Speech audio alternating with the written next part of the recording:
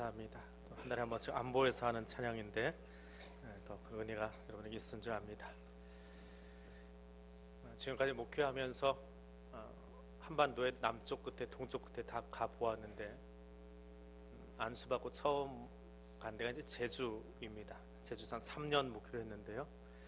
제주에 간 첫 해에 청년부하고 고등부하고 교구 사역을 한꺼번에 했던 적이 있습니다. 그 뒤에 이제 새로 목사님 오시면서 이제 청년 사역은 내려놓고 고등부하고 교구 사역을 했는데, 처음 1년 그 청년들하고 사역을 하면서 사람이 생각을 어떻게 가지냐에 따라서 마음도 생활도 달라지는 것을 볼 수 있습니다. 제주에 있는 청년들은 육지에 못 간 것이 조금 아쉬움이 되어 있습니다. 그런데 육지에 와서 보니까, 서울에 와서 보니까 나는 우리 부모님 능력이 없어서 유학 못 간 게 아쉬워하는 사람들이 있어요.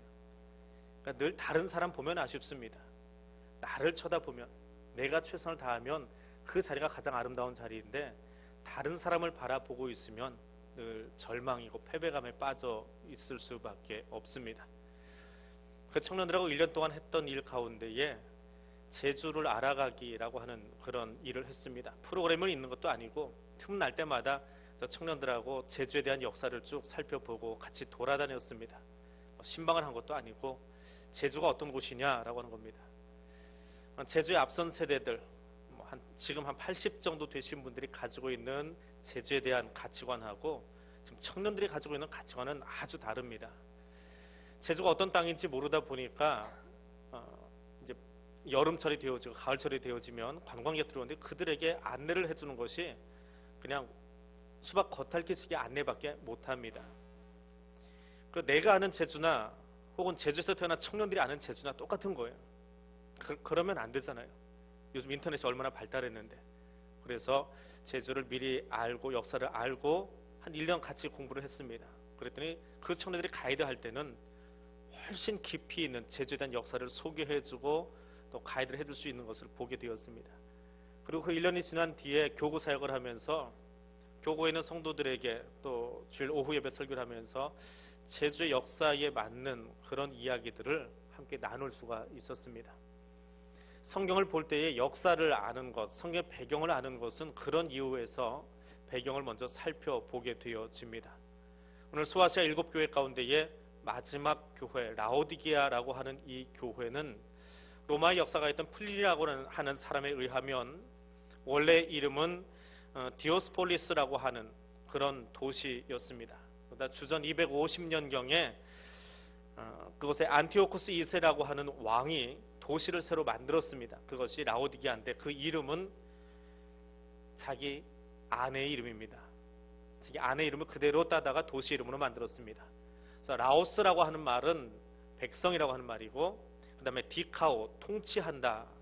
그래서 백성들이 통치하는 도시, 그것이 라오디게아라고 하는 도시입니다.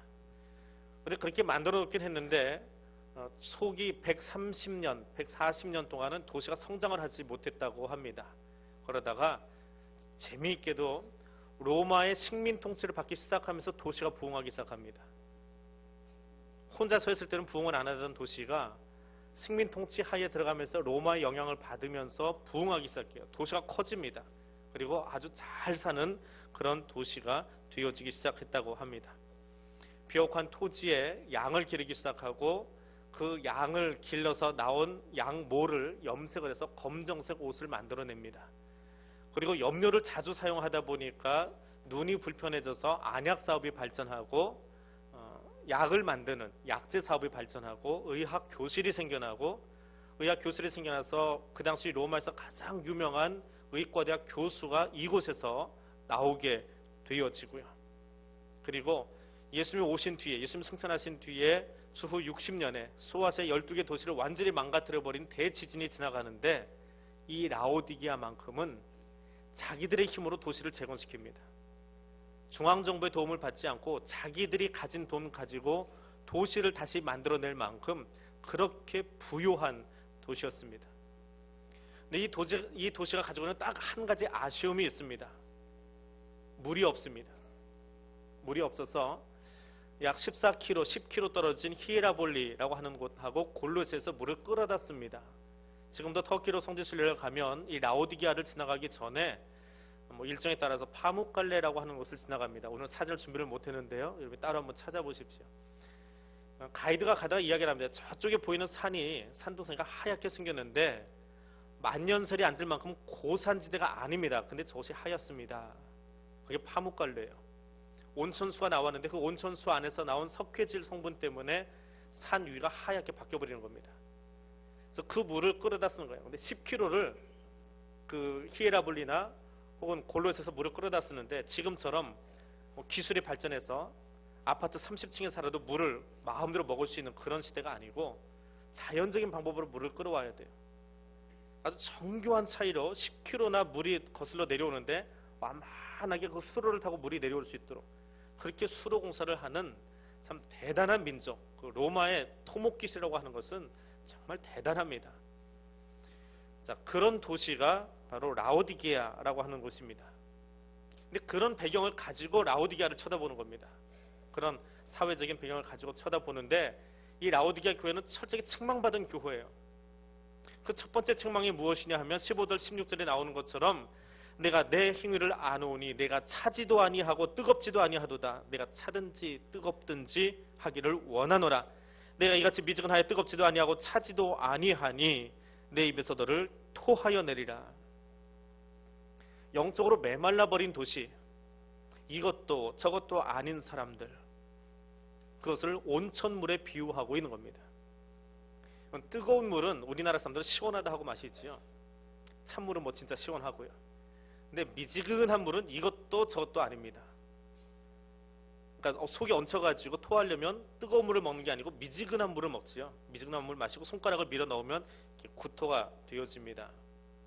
근데 이 물 속에 석회질이 들어가 있어요. 시멘트를 만드는 원료입니다. 그 석회질이 들어가 있는 거예요. 자, 그 물을 마셔요. 그럼 냄새도 나고, 이게 아주 뜨거우면 냄새가 안 나는데 미지근해지면 물이 더 비릿비릿하니 냄새가 납니다. 근데 그 물을 마시면 역겨워요. 그래서 토해낼 수밖에 없습니다. 그런 물의 성질, 자기들 고향에 있는 물의 성질을 너무 잘 아는 사람들에게 그 물 같은 사람들이 누구냐? 니들이다라고 하는 거예요. 너희들의 모습이, 너희들의 영적인 상태가 이것도 아니고 저것도 아니고 해서 내가 마시려고 하니까 역겨워 죽겠다. 우리 개역 개성판 성경, 우리 개역 성경은 참 온유하게 번역을 잘 해놨어요. 주님이 라오디게아를 교회에서 향해서 하신 이야기는 한마디로 얘기하면 그런 거예요. 내가 이 교회만 바라보면 역겹다. 토가 나올 것 같아. 토할 것 같아. 너희를 바라보면 토할 것 같아. 그렇게 주님이 좀 책망하고 계시는 거예요. 근데 그 말이 무엇인지를 자기들이 마신 물을 통해서 더 몸에 와 닿고 있는 겁니다. 라오디게아 교회는 우상 숭배를 하지도 않습니다. 우상이 필요가 없어요. 왜요? 사람이 신을 언제 찾습니까? 어려울 때 찾아요. 아이가 안 생기니까 삼신할미 찾아가고요. 집안이 잘 일어나지 않으니까 아궁이 신을 찾아가고요. 신을 찾는 이유는 거기 있습니다. 근데 잘 살면 신을 찾아갈 이유가 없어요. 왜? 내 주머니에 돈 가지고 내 힘 가지고 내가 갖춘 권력 가지고 뭐든지 할 수 있으니까 굳이 신을 찾을 필요가 없어요. 그래서 라오디게아라고 하는 도시에는 거대 신전은 없습니다. 도시는 아주 질비하게 잘 만들어져 있어요. 그것이 라오디게아입니다. 근데 그 모습 그대로 교회 안으로 들어오니까 교인들도 뜨뜻미지근한 거예요. 뜨겁든지 차갑든지, 그 말은 뜨거운 교인 되든지 차가운 교인 되든지 선택하라라고 하는 게 아닙니다. 이건 역설적인 표현이에요. 식어버려서 아무것도 아닌 냉랭 미지근한 찬 건 아닙니다. 그 미지근한 것을 버리고 좀 뜨거운 열정을 가진 교인들이 되었으면 좋겠다. 차라리 저 밖에 있는 바리새인들은 아니다라고 하고 차갑게라도 굴지. 근데 너희는 뭐냐 대체? 그렇게 책망하고 계시는 거예요. 이 미지근한 성도들의 모습이 무엇입니까? 자기 생활에 만족하고 사는 거예요. 그냥 하나님 없어도 되는 거예요. 나는 부자고 부요한데 뭐 하나님까지 찾을 거 뭐 있어? 내가 알아서 하는데. 내 집에 있는 재산 가지고 내 힘 가지고 그냥 이만큼 살다가 그냥 가면 되는 거지 하는 그런 신앙들 말입니다. 신앙의 진보를 위해서, 신앙의 개혁을 위해서 어떤 노력도 기울이지 않습니다. 예전부터 해오던 습관대로 그대로 살아가면 이러다 은퇴하면 되는 거지, 이러다 죽으면 되는 거지. 미지근한 신앙이에요. 종말에 대한 긴박감이 없습니다. 주님 다시 오실 때 내가 그 앞에 서서 무슨 말 할까? 그 긴박감이 없어요. 이 정도 살면 주님 칭찬하시겠지 뭘. 그리고 자기를 돌아보지를 않는 겁니다. 돌아보지 않는 신앙. 자신을 하나님 앞에 세워놓고 주의 십자가 앞에서 나를 비추어 보는 신앙을 하질 않는 거예요. 이게 미지근한 신앙입니다. 성령께서는 사도 바울을 통해서 고린도에 있는 성도들에게 그렇게 이야기합니다. 경건의 모양은 있으나 능력은 없는 자들이라고 이야기합니다. 모양은 강조합니다. 신앙의 모양을 강조해요. 겉모양을 강조해요. 그래서 사회활동 열심히 합니다. 사회 봉사활동 열심히 합니다. 난 많이 도와줍니다. 그런데 거기에 예수 그리스도가 없어요. 하나님이 없어요. 내가 하는 거예요. 내가 실력이 좋아서 사람들 끌어다가 돕고, 내가 사람들 끌어다가 일 많이 하고 봉사 많이 하는 거예요. 내가 하는 거예요. 하나님이 계시지를 않아요. 기도 자리에는 서지 않습니다. 그런데 계획 세우는 자리에는 말이 많아요. 이것이 미지근한 사람들의 특징입니다. 자칭 신앙인이라고는 하지만 차지도 뜨겁지도 않아요. 아예 교회를 반대하는 냉랭한 사람들도 아니고요. 뜨겁게 열정적으로 하나님을 찾아가는 것도 아니고요. 사회에 있는 그 모양, 사회생활하던 그 모양 그대로 가지고 들어와서 교회를 사회단체로 만들어버리는 그런 모습들, 그게 라오디게아 교회 성도들, 미지근한 신앙의 모습들이라고 하는 것입니다. 영적인 풍요함이라고 하는 것은 하나님 말씀밖에는 없습니다.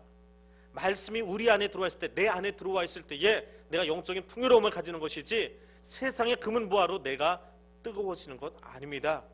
세상의 모습으로 내가 좋은 신앙의 사람 되는 것 결코 아닙니다. 예수 그리스도를 향한 열정을 다시 회복할 수 있는 교회와 성도들이 되어질 수 있기를 원합니다. 이 라오디게아 교회는 참 배부른 교회예요. 돈 많이 가졌습니다 라고 자랑하는 교회예요.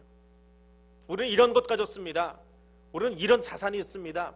우리는 이만큼의 동산이 있습니다. 그거 자랑하는 그 교회. 근데 주님이 그 교회를 향해서 뭐라고 이야기합니까? 불로 연단한 금을 사서, 세상의 금은 보화가 아니라 불로 연단한 금을 사서 연단받아서 주님 앞에 망치질도 좀 당하고 당금질도 좀 당하고, 그래서 거듭나기를 원하시는 주님의 음성이 교회의 성도들에게 들려지고 있는 겁니다. 라오디게아 교회는 진짜 부자 교회예요. 돈 많이 쌓아놓고 있는 교회입니다. 돈이 참 많아요. 그래서 여유만만해요. 이 돈 가지고 뭘 할까 그런 고민만 하고 있어요. 이 미지근한 교회, 실패한 교회의 모습이지요. 양모 산업이 발전했습니다. 양을 키워서 양모를 끌어내요. 그리고 그 양모를 검은 물을 들입니다. 예쁜 검은색 옷이 있어요. 1부 때는 굉장히 앞에 보기가 검했습니다. 머리도 감았고 옷도 감았고. 2부 되니까 조금 하얘지네요. 3부 되니까 더 울긋불긋하네요. 근데 겨울에 보면, 좀 추울 때 보면 온 교인이 다 까매요. 염색 안 하신 분들만 빼놓고 머리도 까맣고 옷도 까맣고, 이 검은색이 좋은, 검은색이 권위의 상징이 되어버린 이 서양의 모습이거든요. 한국의 모습은 아닙니다. 서구의 문화가 들어오면서 우리가 검은색 옷을 입기 시작했는데 귀신 쫓아내는 색깔이 검은색이거든요. 근데 그 검은 양모를, 가장 고급 검은색 양모를 만들어내는 도시가 라오디게아예요. 근데 원래 양모는 하얗잖아요. 하얀 양모를 검은색으로 만들려면 무엇으로 해야 돼요? 염색약을 쓰는 거예요. 그것을 써서 최고급의 검은색 양모를 만들어서 파는 거예요. 그래서 돈을 벌어들였습니다. 그리고 또 하나는 이렇게 염색 산업이 발전하다 보니까 눈이 나빠지기 시작합니다. 앞에서 이렇게 저를 쳐다보신 분들은 모르는데 뒤에 따라오시다가 성도들이 그래요. 목사님 흰머리가 많으세요. 그래요. 저는 몰라요. 제가 뒤통수를 제가 못 보니까. 흰머리가 일찍 나기 시작한 건 저도 압니다. 하도 얘기하는 사람들이 많아서. 근데 염색을 안 하는 두 가지 이유가 있어요. 하나는 저희 아버지가 아주 예쁘게 하얀 머리가 되셨어요. 흰머리가 은발이 되셨어요. 지금은 조금 이제 더 나이가 드셔서 좀 거무죽죽해지셨는데, 우리 아버지 닮아서 저도 그렇게 되려냐고 염색 안 합니다. 두 번째는 염색약을 쓰면 눈이 안 좋아진대요. 여기 앉아 계신 분들 중에도 그래서 이 염색 안 하시는 분들이 있는데, 그래서 저도 염색 안 하려고 합니다. 나중에는 어떻게 될지 모르지만 지금은 그래요. 그런데 이 라오디게아는요, 하얀 양모를 검은색 옷감으로 바꾸는 거예요. 그 과정에서 검은 안료를 씁니다. 염색약을 쓰는 거지요. 근데 온 도시가 써요. 온 도시가. 그러니까 도시의 공기 자체가 이 염색약의 기운으로 좋지 않은 거예요. 그곳에 있는 모든 사람들이 눈이 다 안 좋아요. 그 염색 안료 때문에. 그래서 발전한 것이 눈을 고치기 위해서 부르기아라고 하는 안약이 발전합니다. 최고급의 안약입니다. 그래서 이 안약은 로마 제국 전체로 수출이 됐어요. 그것으로 돈을 벌어들이고 또 그 안약을 개발하는 제약산업이 발전하다 보니까 의학 대학이 그 안에 있었습니다. 최고의 의학 교수가 그 안에 있었고요. 그것이 라오디게아라고 하는 것입니다. 주님이 그 교회를 향해서 이야기하는 거예요. 너희가 세상 최고의 지식과 기술을 가지고 검은색 양모를 만들어내고 그것을 옷을 지어 입지만 그것이 너희의 허물을 가리는 것은 아니다라고 하는 거예요. 옷을 입으면 흉터는 가리고 우리의 점이 있는 곳은 가려버릴 수 있습니다. 그러나 우리 영혼의 수치스러움, 부끄러움, 부족한 모습은 절대로 가릴 수 없습니다. 그 옷은 무엇으로 가릴 수 있습니까? 예수 그리스도의 십자가 보혈의 공로 외에는 없습니다. 그 흰 옷을 입으라라고 말씀하시는 거예요. 그것을 위해서 세상의 금은 보화를 들고 다니는 것이 아니라 불로 연단된 금을 사서 가지라라고 이야기하고 계시는 겁니다. 예수 그리스도의 말씀의 능력을 경험하지 않으면, 말씀의 힘을 경험하지 않으면 아무리 좋은 겉옷을 입고 아무리 멋있게 빼입고 다녀도 그것이 신앙생활하는 게 아니더라라고 하는 거예요. 예수의 십자가 은혜로 가리워지고 또 새 옷 입게 될 수 있는 여러분 되어지기를 원합니다. 그 흰옷은 주님만이 입혀주실 수 있는 겁니다. 내가 만들어 입는 게 아니에요. 내 기술로는 검은색 옷은 만들어 입을 수 있습니다. 집은 바꿀 수 있어요. 차는 바꿀 수 있습니다. 그러나 구원의 문제는 오직 예수 그리스도의 십자가 외에는 없는 것을 분명히 기억하고 그분을 힘입어 바로 설 수 있는 저와 여러분이 될 수 있기를 원합니다. 이사야 선지자가 이스라엘 백성들에게 이렇게 이야기합니다. 오라 우리가 서로 변론하자. 너희 죄가 주홍 같을지라도 눈과 같이 휘어질 것이요 너희 죄가 진홍같이 붉을지라도 양털같이 희게 되리라. 이 주홍빛, 진홍빛도 염료 때문에 나타나는 현상입니다. 조개가 있는데요, 조개를 먹다가 조개 피가 흘러서 옷에 똑 떨어졌어요. 그래서 빨개지는 거예요. 이게 안 빠져요. 또 그 감 먹다 보면 감물이 드는 경우가 있죠. 감을 흘려가지고 제주에 가면 그 감으로 이렇게 물 들여놓은 옷이 있습니다. 그런데 참 색깔이 안 빠져요. 그것을 어떻게 뺀다고요? 그렇게 염료로 물든 것처럼 죄로 물들어버린 우리 인생이 어떻게 하얘질 수 있어요? 오라 우리가 서로 변론하자. 가서 주님과 변론하면, 주의 말씀 앞에 세워지면 예수의 능력으로 사람의 기술은 뺄 수 없는 그 죄성이 지워지고 새로워질 수 있음을 기억하시고 믿을 수 있기를 원합니다. 주님이 우리를 그렇게 회복시켜 주시기를 원해요. 그래서 흰옷을 입으라는 거예요. 그리고 안약을 사서 바르래요. 부르기아 안약이 아니고 어떤 안약이요? 주님이 주시는 약이요. 신약과 구약의 말씀으로 성령이 우리 안에 내주하심으로 우리의 눈이 뜨여져서 육신의 눈으로 보는 것이 아니라 성령이 보게 하시는 것으로 함께 바라보고 영적 분별력을 가지고 살아갈 수 있게 되기를 원합니다. 예수님께서 길을 가시다가 예루살렘에서 나면서부터 소경된 한 사람을 만났습니다. 그 사람의 눈을 뜨게 하시려고 실로암으로 보내시면서 말씀하십니다. 내가 심판하러 이 세상에 왔으니 보지 못하는 자들은 보게 하고 보는 자들은 맹인이 되게 하려 함이라 말씀하셨습니다. 사도 바울은 고린도의 성도들에게 말합니다. 육신에 속한 사람은 하나님의 성령의 일들을 받지 아니하나니 이는 그것들이 그에게는 어리석게 보이며, 성령의 일이 어리석게 보인대요. 또 그는 그것들을 알 수도 없나니 그러한 일은 영적으로 분별되기 때문이라. 세상의 부요함 때문에, 세상의 권세를 가진 것 때문에 하나님 나라 바라보려고 하지 않습니다. 부르기아라고 하는 특허 제품은 가지고 있지만 하나님 나라를 보는 일에는 무관심한 거예요. 그 성도를 향해서 주님이 이야기하시는 거예요. 부르기아 안약이 아니고 성령께서 눈을 뜨게 하심으로 너희의 눈이 열려서 하나님 나라를 바라보고 말씀으로 이 땅을 변화시키는 교회가 좀 되었으면 좋겠다라고 주님이 말씀하고 계십니다. 오늘 그 음성을 들을 뿐만 아니라 그 은혜가 저와 여러분 안에 차고 넘칠 수 있게 되기를 소원합니다.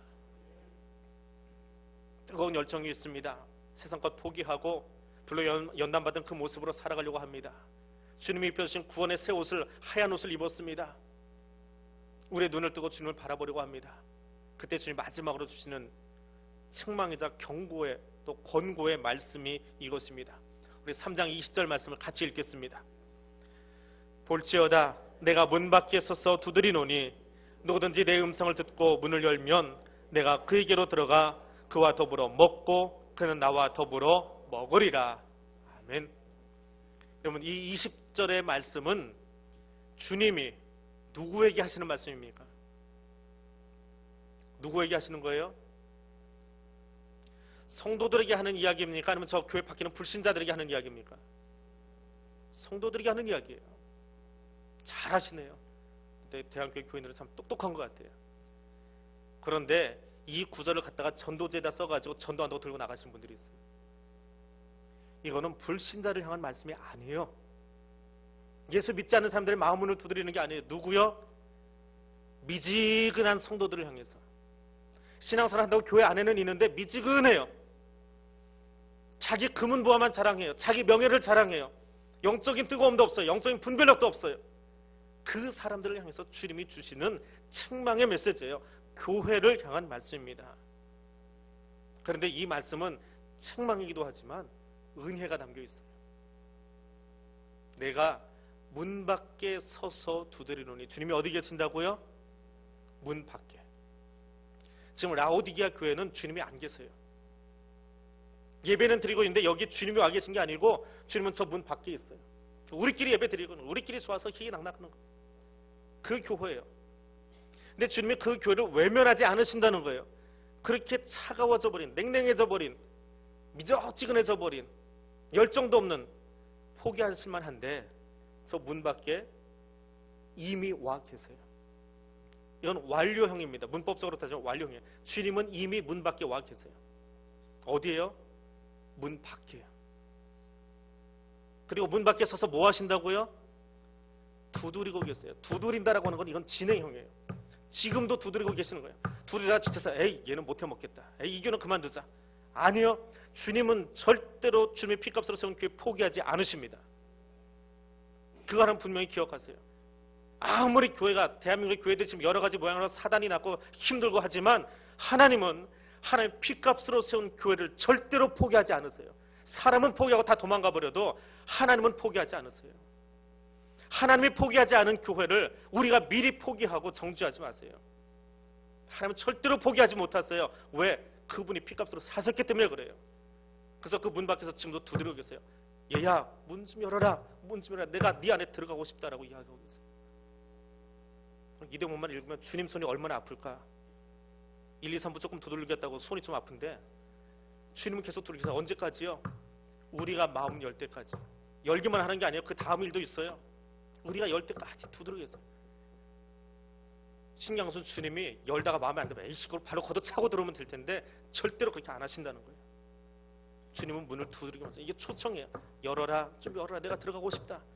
그러면 이 소리 들은 사람이 귀가 먹었든지 자기 일에 바쁘든지 TV를 보고 있든지 못 듣고 있으면 안 여는 거예요. 근데 이 소리 들은 사람은 여는 거예요. 앞에 좀 보세요. 예, 앞에 보라고 해도 존이라고 못 보는 사람도 있잖아요. 똑같아요. 주님이 두드리고 있는데 두드리는 소리를 못 듣고 있는 거예요. 그럼 문을 못 여는 거예요. 주님은 문 밖에 이미 와 계세요. 그리고 두드리고 계신다고요. 이 소리 들어야 돼요. 그래야 내가 열 수 있어요. 내가 여는 것 같지만 먼저 주님이 하시는 일을 내가 알아야 되는 거예요. 주님이 나를 두드리고 계시는 것을 내 앞에 와서 나를 두드리고 있는 거예요. 저 사람 두드리고 있는 게 아니고 저 앞에 있는 사람 두드리는 게 아니고 내 문을 두드리고 있음을 내가 알아야 돼요. 그래야 내가 열 수 있어요. 그래서 이건 사랑의 메시지예요. 주님이 길이 참으면서 주님이 참으시면서 변화되기를 원하시고 바뀌기를 원하시고 자기와 함께 먹기를 원하시는 그 주님의 사랑의 메시지가 내가 문 밖에 서서 두드린다라고 하는 거예요. 지금도 두드리고 계십니다. 여리고에 가신 주님이 뽕나무 위에 있던 삭개오를 바라봅니다. 그리고 내려오라고 하세요. 삭개오야 내려와라. 그와 이야기합니다. 누가복음 19장 5절 말씀에 내가 오늘 내 집에 유하여야 되겠다. 들어가면 되잖아요. 삭개오가 내려왔으니까 야 내가 너 집 바꿔줄게 가자. 방에 털썩 앉아. 냉장고 다 열어. 그거 다 같이 먹자. 이거 다 쏟아내. 사람들한테 나눠주고. 주님 그렇게 막무가내로 하지 않으시더라라고 하는 거예요. 물어보셨어요. 삭개오야, 내가 오늘 내 집에 들어가고 싶은데, 너 같이 먹고 싶은데 되겠니? 이제 반응은 누가 해야 돼요? 삭개오가 해야 돼요. 예, 주님 들어오세요. 에이, 우리 집 아직 청소 안 되는데 내일 오세요. 그럼 주님 안 가시는 거예요. 그럼 여리고 이야기는 거기까지 끝난 거예요. 뽕나무 앞에서 얘기하다 헤어졌더라. 누가 응답해야 돼요? 창피해요, 부끄러워요, 지금까지 살아온 이야기가 참 부족해요. 그런데 문을 열어야 돼요. 들어오세요. 같이 먹을게요. 그래서 성경 안에서 함께 먹는다라고 하는 이 이야기는 그 먹음의 이야기를 통해서 천국 잔치를 경험하는 거예요. 사람들은 언제 먹습니까? 요정에 가가지고, 안가에 가가지고 비밀 정치하려고, 야합하려고, 뭔가 나하고 좀 코드도 맞춰주실래요? 은밀히 하려고 그때 밥 먹잖아요. 근데 그리스도인의 식사는 그것이 아니고 어떤 식사가 돼야 된다고요? 같이 식사하는 자리가 천국 잔치가 돼야 돼요. 메시아 왕국을 경험하는 것이 돼야 돼요. 그 자리에 앉으면 하나님께 받았던 은혜를 같이 나누고 그 감동을 같이 나누고, 절대로 신만 가서 집이 몇 평인지 집값이 얼마인지 물어보지 마세요. 제발 좀 하지 마세요. 그건 세상의 일이에요. 신만 끝나고 식사하실 때에 오늘 받은 은혜가 무엇인지, 지난주에 받았던 은혜가 무엇인지, 하나님을 만나면서 내가 어떻게 변화되었는지 그 이야기가 성도들의 식사 자리에서 나눠져야 돼요. 그게 메시아 잔치예요. 먹으면서 집 이사해야 돼. 야, 넓다. 이거 몇 평짜리예요? 저기 등 세워놓은 것을 저거 어디서 샀어요? 세상 사람들 모여있는 개모임이나 교회 신방담회 하는 모임이나 똑같아져 버리면 그럼 우리의 식사 자리가 잘못된 거예요. 우리가 변화되지 못한 거예요. 그게 라오디게아 교회 성도들의 모습이라고요. 내 안에 있어요. 우리 안에. 그래서 주님이 2000년 넘도록 이야기 들려주시는 거예요. 그렇게 살지 말라고요. 너희의 식사 자리에서 내가 들어가서 내가 주인이 되어서 같이 은혜를 나누고 기쁨을 나누는 그런 잔치가 되기를 원한다라고 하는 겁니다. 주님을 만남으로 죄를 회개하고 그리스도 안에서 같이 교제를 나누고 친밀한 만남이 이루어지는 그런 식탁 공동체가 우리 교회 안에 이제 3부 예배 끝나고 올라가서 식사하실 때 4층의 자리에서 풍성하게 일어날 수 있게 되기를 소원합니다. 주님은 지금도 성령 안에서 함께 교제하기를 원하고 계십니다. 누구든지 어느 교회든지 주의 음성을 듣고 마음을 열기만 하면 주님 들어오셔서 같이 더불어 먹고 마시겠다라고 말씀하십니다. 미지근해도 괜찮아요. 차가웠어도 괜찮아요. 영적 눈이 감겼어도 괜찮아요. 주님은 절대로 포기하지 않으십니다. 지금도 우리의 문을 두드리고 계세요. 우리의 귀가 열리고 우리의 눈이 열려서 그 음성을 듣고 주님을 맞이하여 드릴 수 있기를 원합니다. 말씀을 정리합니다. 부요함이라고 하는 것은 세상의 금이 아니라 주님께서 불러 연단하여 나오는 정금같이 되어진 나의 모습을 요청하시는 거예요. 세상의 재주로 만든 검은 옷을 입고 부를 누리면서 그것 자랑하고 나 이만한 배지 달았다라고 하는 것을 자랑하는 것이 아니라 예수 그리스도의 보혈의 공로로 흰 옷 입은 것 자랑하면서 내가 예전에는 말도 못할 죄인이었지만 그 죄인 이야기 너무 길게 하지 마세요.